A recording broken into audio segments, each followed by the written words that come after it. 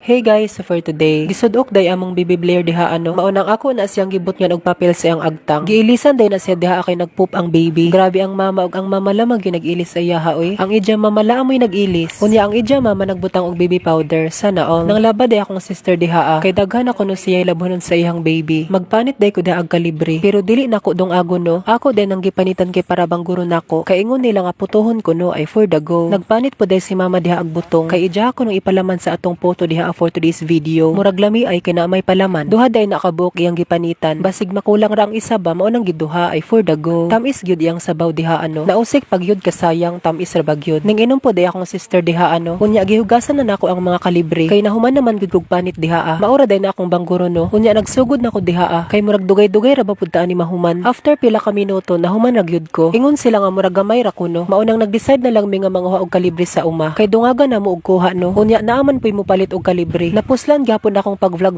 ba kay naamay ni palit ay for the go. Nagsugod na midag panguha og kalibre no. Dili ra pud kaayo daghan among gikuha nga kalibre. Siguro mga 4 ka kilo kay ang tulo na ay mo palit. Unya ang isa among idugang pagluto. Si mama ra day maguturay diha kay tagas man gud ang mga sanga sa kalibre. Unya ako puy mag-ibutay diha Sige go. Murag sakto na siguro na murag 4 na siguro na ka kilo mao nang nanguli na mi diha Nagkuskus na dana si mama diha ag butong. Unya gikupugan na pud niya ang binanggod nako diha nga kalibre. Wala din na por magputo charot ra.